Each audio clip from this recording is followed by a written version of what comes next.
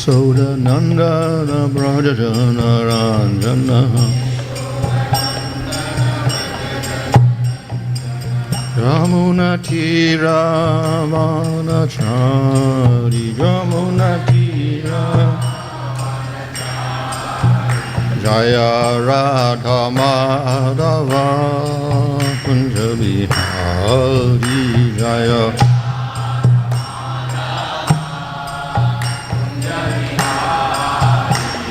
Hare Krishna Hare Krishna Krishna Krishna Hare Hare Hare Rama Hare Rama Rama Rama Hare Hare Hare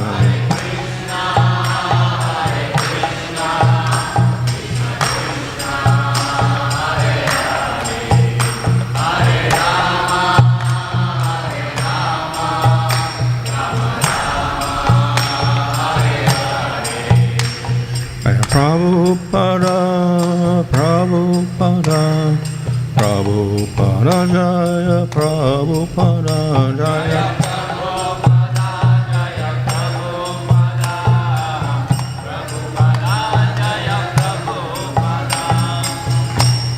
Vishnu Mahaprabhu, Monkey Vairagya, Chara, Sarva Vedānta-Sat-suram, Bhakta-vedānta-sāraṁ, Sarva-Prabhupada ki jai, Namacharya Haridas Thakur ki jai.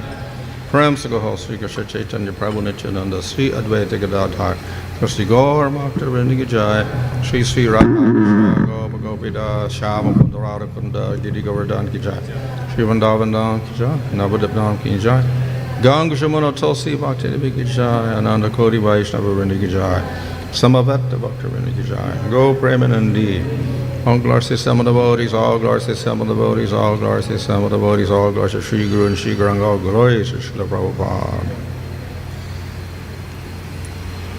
Om Namo Bhagavate Vasudevaya. Om Namo Bhagavate Vasudevaya. Om Namo Bhagavate Vasudevaya. Nama Om Vishnu Padaya Krishna Prasthaya Bhutale Srimate Bhaktivedanta Swami Niti Namane Namaste Saraswati Devi Gauravani Prachadane Nirvishesha Shunyavadi Paschatya Desha Tarane Sri Krishna Chaitanya Prabhu Nityananda Sri Advaita Gadadhar Shivasadi Gaur Bhakta-vrinda Hare Krishna Krishna Krishna Hare Hare Hare Rama Rama Rama Hare Hare. Reading from Srimad Bhagavatam, Canto 12, Chapter 13, verse 11. ādi-madhyāvasāneṣu vairāgyākhyāna-saṁyutam hari-līlā-kathā-vrātā mṛtānandita-sat-suram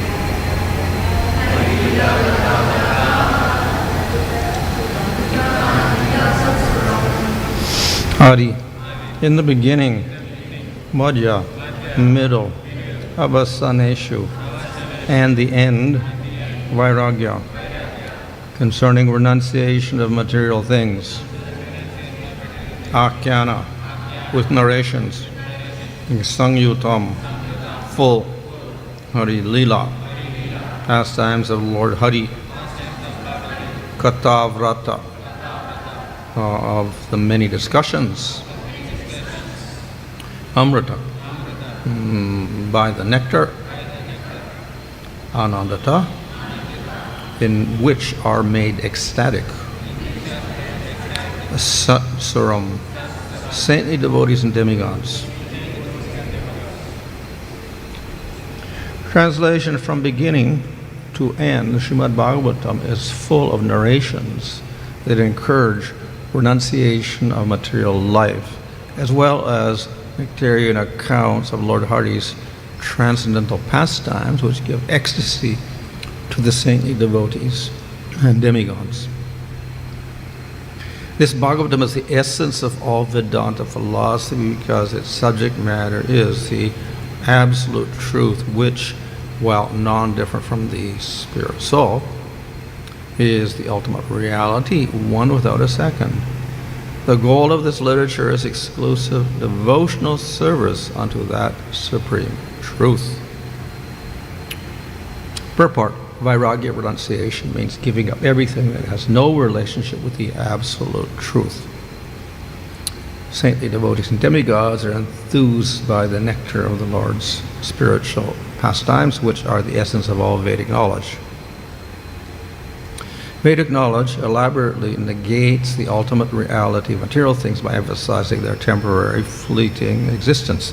The ultimate goal is vastv, the factual substance, which is advitīyaṁ, one without a second. That absolute truth is the transcendental person, far beyond the mundane categories and characteristics of personality found in our pale material world. Thus, the ultimate goal of Srimad Bhagavatam is to train the sincere reader in love of Godhead. Lord Krishna is supremely lovable because of his eternal transcendental qualities. The beauty of this world is a dim reflection of the unlimited beauty of the Lord. Without compromise, Srimad Bhagavatam persistently declares the glories of the absolute truth and is therefore the supreme spiritual literature, awarding a full taste of the nectar of love of Krishna in full Krishna consciousness. So this is a nice glorification of the Srimad Bhagavatam. இது ஸ்ரீமத் பாகவதத்தை பற்றி புகழ்ந்து பேசுவது. This particular verse says, one, that it's full of subjects of renunciation. இந்த குறிப்பிட்ட பதத்தில் இந்த ஸ்கந்தம் முழுவதும் துறவை பற்றி விளக்கப்படுகிறது என்று குறிப்பிடப்பட்டுள்ளது. But more important than that is topics about the Lord's pastimes. இதைவிட முக்கியமானது பகவானின் லீலைகளை பற்றிய தலைப்புகள், which give bliss to the devotees. அது பக்தர்களுக்கு ஆனந்தம் தரக்கூடியது. Of course, the two are related to each other. இந்த இரண்டும் ஒன்றோடு ஒன்று தொடர்புடையது. The more we're attracted to the topics of the Lord, the less we are interested in the material world.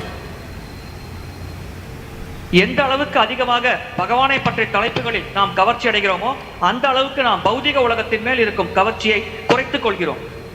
So whenever it talks about vairagya or detachment in the Bhagavatam, it is not encouraging practicing vairagya along with yoga or jnana. வைராக்கியம் அல்லது துறவை பற்றி பாகவதத்தில் பேசும் பொழுது அது எப்பொழுதும் யோக மார்க்கத்தை கடைபிடித்தோ ஞான மார்க்கத்தை கடைபிடித்தோ வைராக்கியத்தை பெற வேண்டும் என்று உற்சாகப்படுத்துவதில்லை. And in fact, there are many verses which criticize jnana and yoga for the useless attempt to renounce the material world by these means. பல பதங்கள் இந்த உலகை துறப்பதற்காக ஞான மார்க்கம் மற்றும் யோக மார்க்கத்தை கடைபிடிப்பது பயனற்ற செயல் என்று குறிப்பிடுகிறது. However, that vairagya is a characteristic of bhakti also.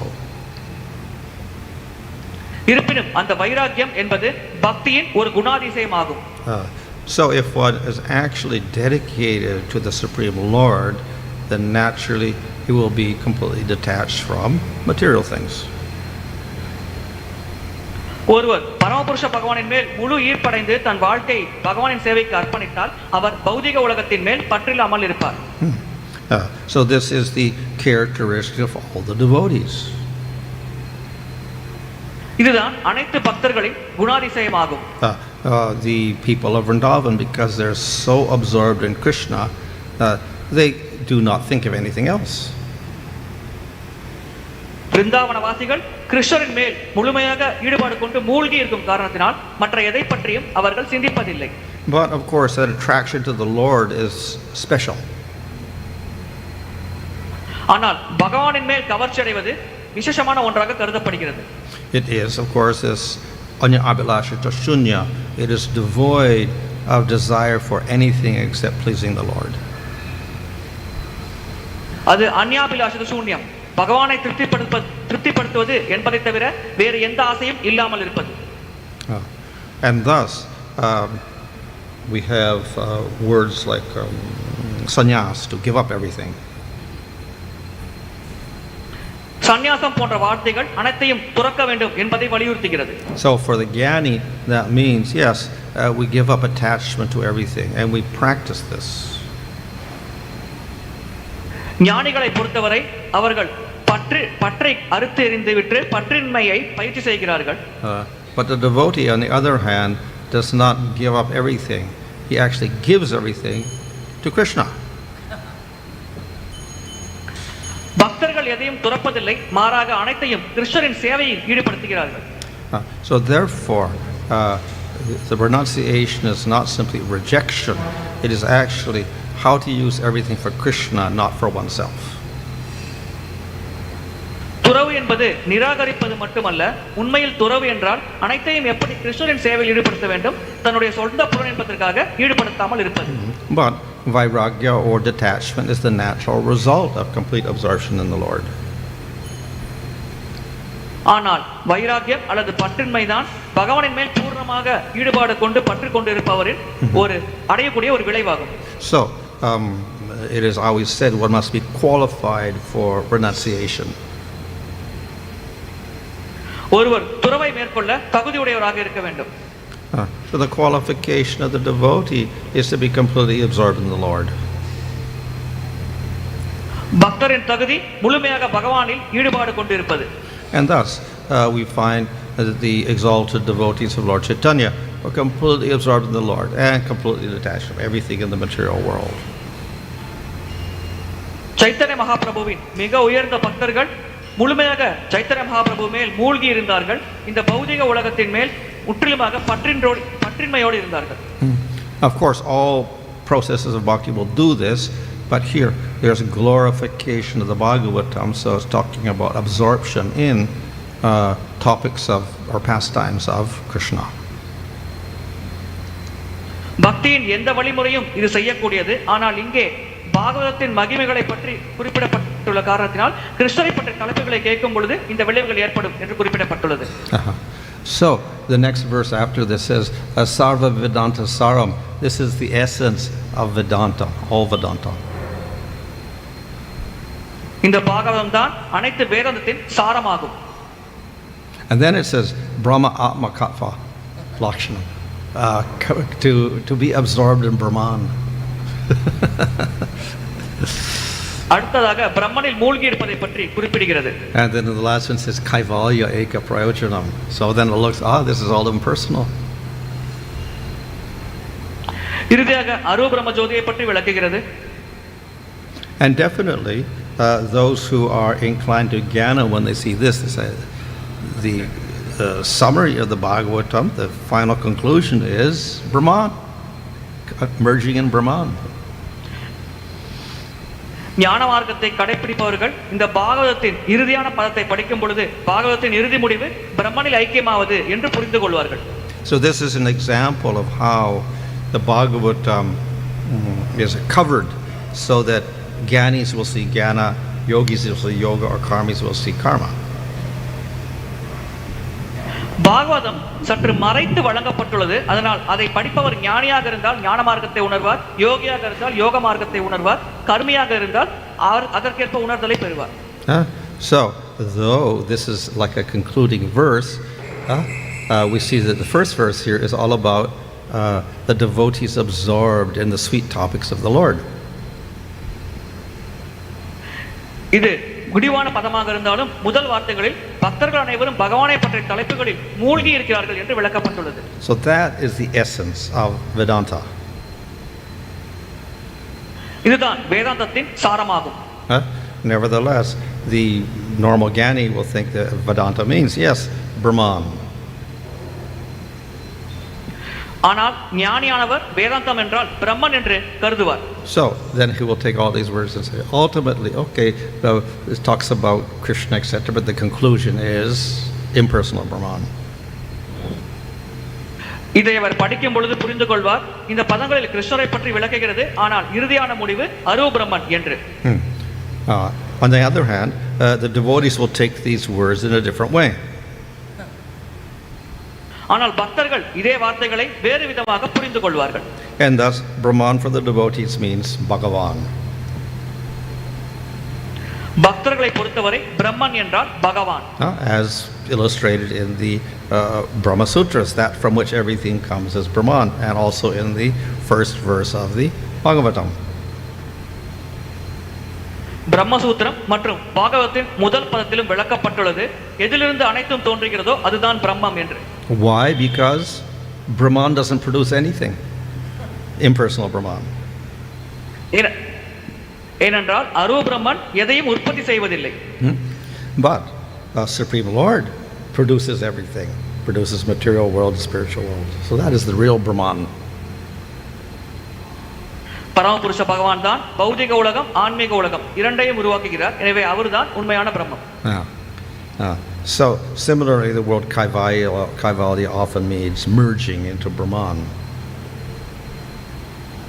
Kaivalya என்ற வார்த்தை அந்த அரூப பிரம்மனில் ஐக்கியமாவதை குறிக்கிறது. But we can also talk about Kaivalya Bhakti or Kaivalya Bhakti, which means pure, unmixed bhakti. கேவல பக்தி அல்லது கைவல்ய பக்தி என்றால் கலப்படம் இல்லாத தூய பக்தி ஆகும். So therefore these words can be deceptive. எனவே இந்த வார்த்தைகள் நம்மை ஏமாற்றக்கூடியது. So in the 11th canto, Krishna said the sages often speak indirectly, parokshavada. 11வது ஸ்கந்தத்தில் கிருஷ்ணர் கூறுகிறார், முனிவர்கள் மறைமுகமாக பேசுவார்கள், புரோக்ஷவாதத்தை கடைபிடிப்பார்கள். So this is an example. If you want, you can take it impersonally. If you want, you take it personally. இந்த உதாரணத்தை நாம் புரிந்து கொள்ளலாம். இதை நாம் அரூப பிரம்மனாகவும் கருதலாம் அல்லது பகவானின் உருவத்தை பற்றி விளக்குவதாகவும் கருதலாம். So the devotee, of course, will understand that if we take it as impersonal, it's a complete contradiction to everything stated in the Bhagavatam. ஆனால் பக்தர் இதை படிக்கும் பொழுது புரிந்து கொள்வார், இதை அரூபமாக கருதினோம் என்றால் அது பாகவதத்தில் குறிப்பிடப்பட்டுள்ள அனைத்துக்கும் முரண்பாடாக இருக்கும் என்று.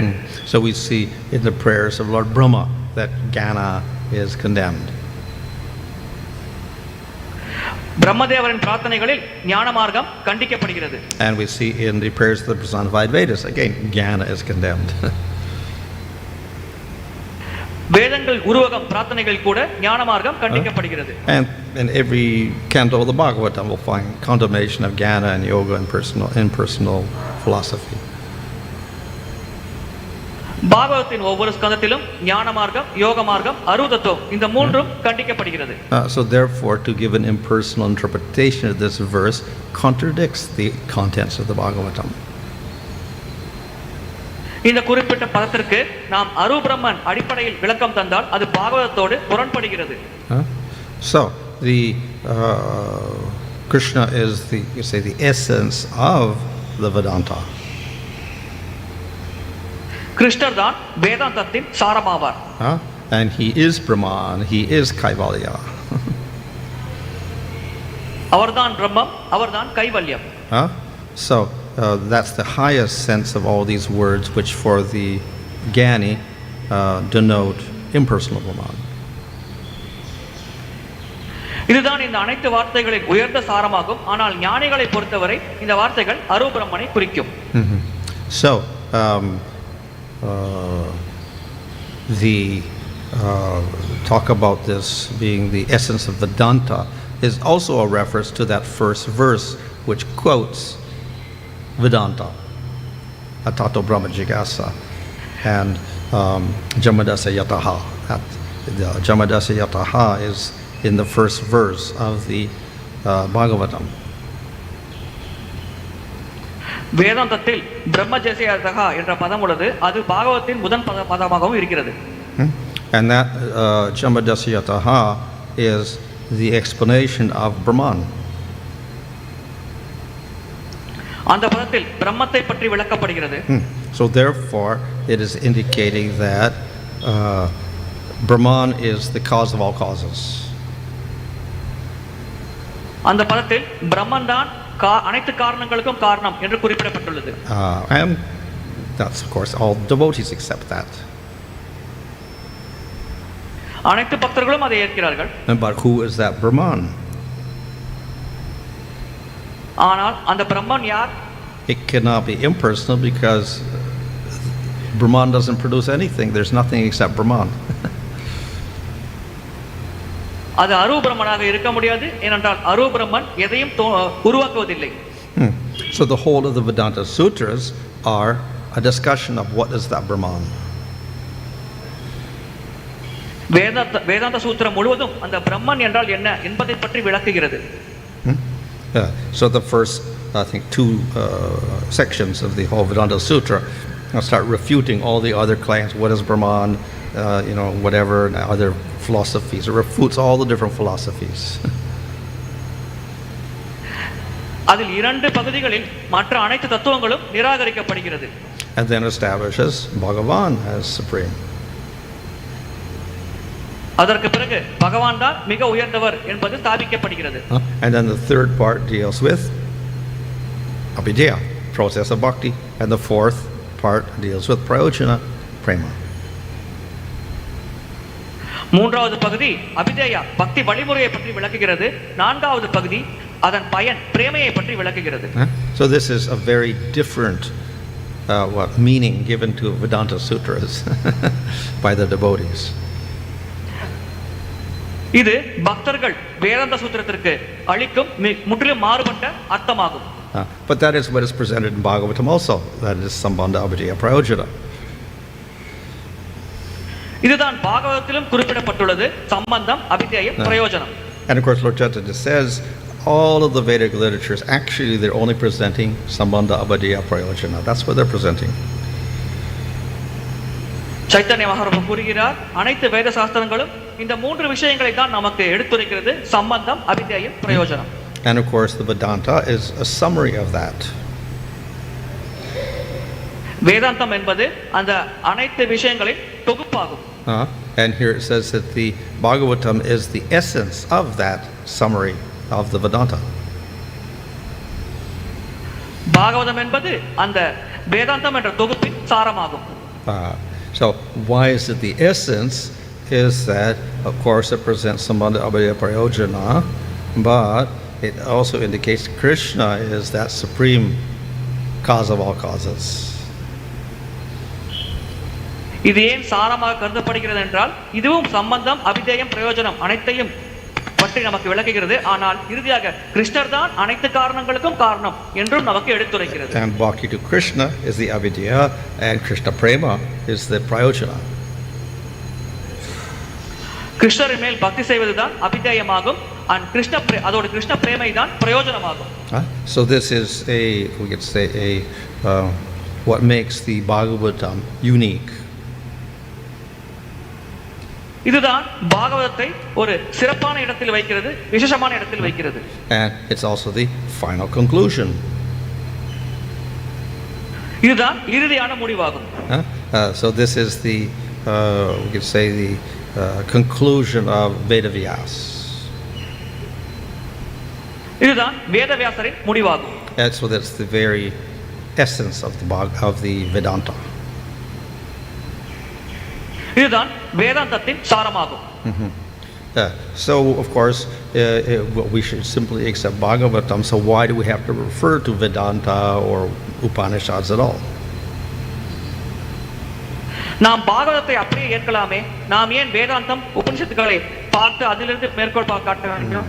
So, only because others think that the final authority is Vedanta or Upanishads. So, conclusion of Upanishads, same, Krishna. இதற்கான காரணம் மற்றவர்கள் வேதாந்தம் உபனிஷத்துக்கள் தான் சிறந்தது, அதுதான் இறுதியான முடிவை வழங்குகிறது என்று நினைக்கிறார்கள். ஆனால் அந்த இரண்டும் இறுதியாக பகவான் கிருஷ்ணரைத்தான் இறுதி முடிவாக கொண்டுள்ளது என்று பாகவத்தில் ஸ்தாபிக்கப்பட்டுள்ளது. So, the Bhagavatam is full of Krishna. Bhagavatam முழுவதும் கிருஷ்ணரை பற்றி And விளக்குகிறது. Krishna is Brahman. Why? Because Brahman means that which is the greatest. ஒரு வகையில் கிருஷ்ணர் பிரம்மம் தான், ஏனென்றால் பிரம்மம் தான் அனைத்தையும் விட மகத்தானது. That from which everything expands. அதிலிருந்து தான் அனைத்தும் விஸ்தாரம் அடைகிறது. So in other words, he is the cause of all causes. வேறு விதமாக கூற வேண்டும் என்றால் அவர்தான் அனைத்து காரணங்களுக்கும் காரணம். So Krishna is the essence of that because he's the cause even of all of the Vishnu forms. கிருஷ்ணர் தான் அனைத்திற்கும் சாரம், ஏனென்றால் அனைத்து விஷ்ணு வடிவங்களுக்கும் கிருஷ்ணர் தான் காரணமாவார்.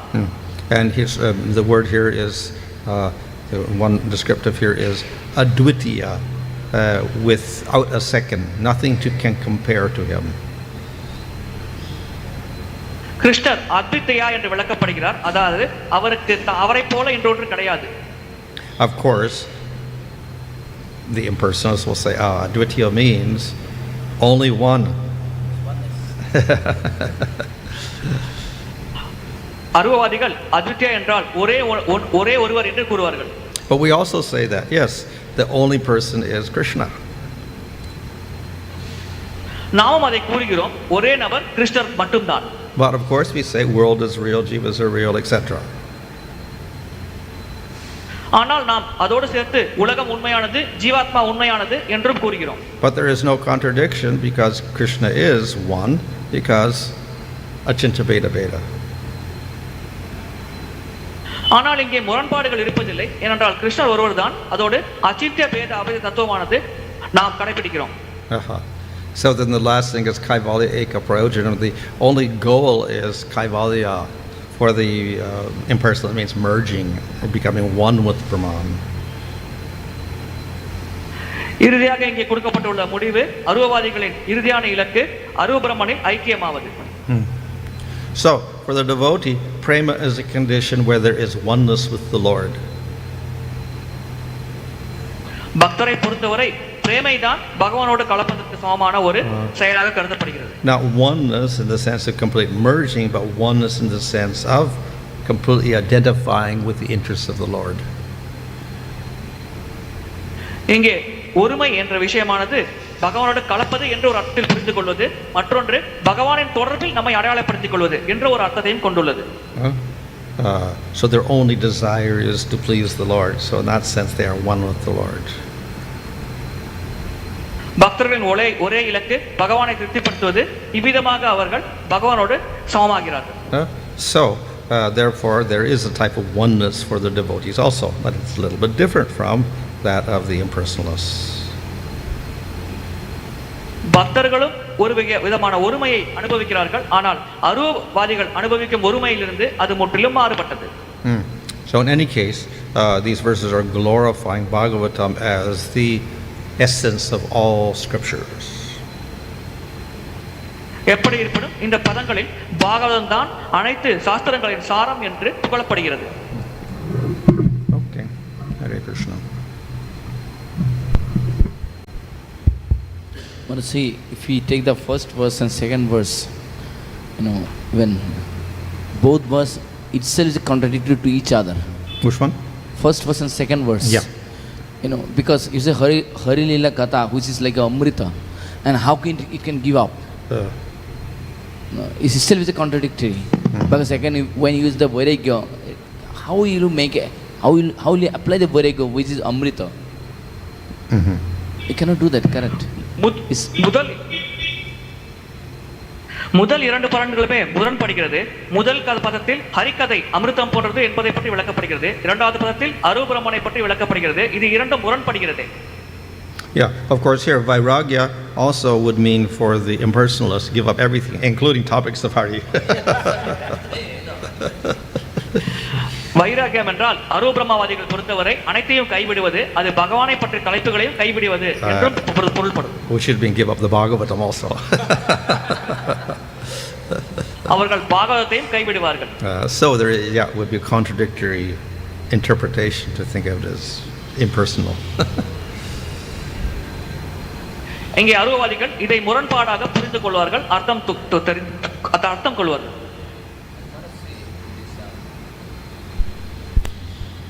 Prabhupada, I think he took this Kaivalya, who is like a hellish planet. The Prabhupada Saraswati, I think he took this Kaivalya Narakaya thing. He took it like a hell.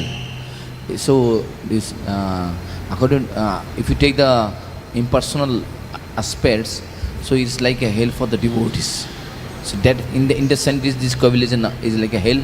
So in that context, in this explain this Kaivalya is like a hell for the devotees. Yeah. பிரபுதானந்த Saraswati கைவல்ய முக்தி பக்தர்களை பொறுத்தவரை நரகம் போன்றது என்று குறிப்பிடுகிறார்கள். இதை இந்த விதத்தில் நாம் புரிந்து கொள்ளலாமா?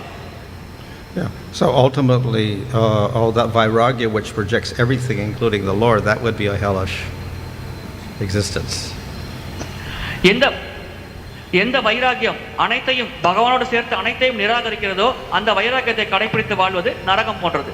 Now the reason for that is there is complete absence of the form, qualities and pastimes of the Lord.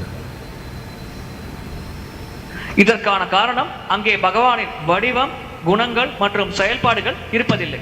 And that is what gives bliss to the devotee. இந்த பகவானின் வடிவம், ராமரூப குணம், லீலை தான் பக்தர்களுக்கு ஆனந்தத்தை வழங்குகிறது. So here it says hari-līlā-kathā-vrātā amṛta, ānandita. The devotees are blissful in hearing all about the Supreme Lord. பக்தர்கள் பரமபுருஷ பகவானை பற்றி கேட்பதில் ஆனந்தம் அடைகிறார்கள். And in the state of Brahaman, there's no hearing. Everything is absence of the Lord completely. அரூபரமனில் பகவானை பற்றி யாரும் கேட்க முடியாது, அங்கே பகவான் இருப்பதில்லை. So that is hellish for the devotee. இது பக்தர்களை பொறுத்தவரை நரகம் போன்ற சூழ்நிலையாகும். We can say just as hell gives pain and torture. So for the devotee, because he hasn't got the presence of the Lord or topics of the Lord, then it is painful for him. நரகம் என்பது துன்பம் மற்றும் வலியை தருகிறது. எனவே பக்தர்களுக்கு ஹரிக்கதை இல்லாவிட்டால் அது துன்பம் மற்றும் வலி ஏற்படும் காரணமாக அமைகிறது.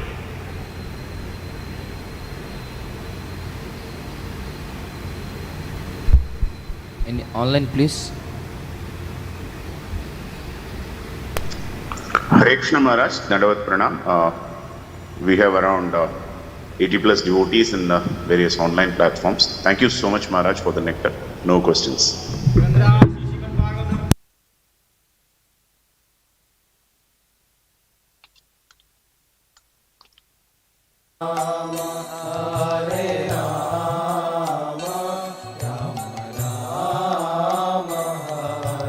Hare Krishna, Krishna Krishna, Hare Hare, Hare Ram, Ram, Hare Hare. Hare Krishna, Krishna Krishna, Hare Hare, Hare Ram, Hare Ram, Ram Ram, Hare Hare.